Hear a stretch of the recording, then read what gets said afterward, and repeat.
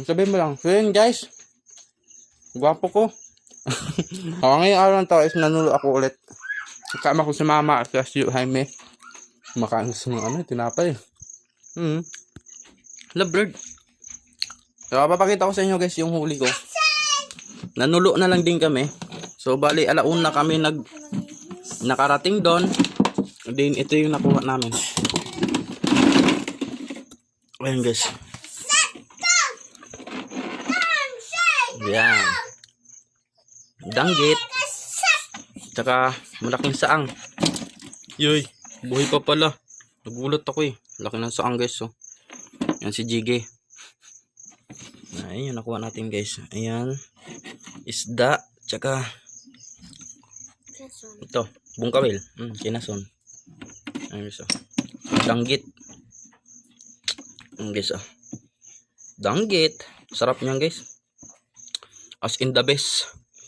Ayan. Hindi na kasi tayo. Nag-spear fishing kasi tayo guys. Kaya may nakuha tayong kakaibang isda. Ayan. Bantol. So, ayun lang yung kuha ko ngayon guys. Ayan. Diba? Anak ako, manay. Malaki guys. Oh. Malaki yung danggit. Tsaka ito. Tsaka bantol. Sarap niyan. Sa sabaw. Tapos lagyan ng tanglad. Okay kayo. Ayan guys. Oh. Iniba ko na agad yung seashells. Ayan. Malaki. Dalawa lang yung nakuha nating saang guys. Ang ingay mo naman bebe. Boy, huwag mong paglaruan yung pusa, bebe. Then, ito yung nakuha nating isda, guys. Ayan. Diba? Ayan, pwede na. So, ang gagawin namin dito is tinula, guys. Ayan o. Ito lang nakuha natin. Isang ano. Ano ito man? Bongkot. Ito lang nakuha namin. Tapos ito. Yan lang.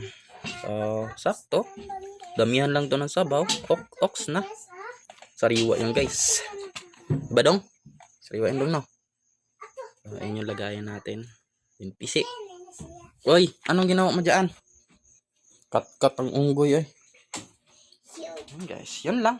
Thank you.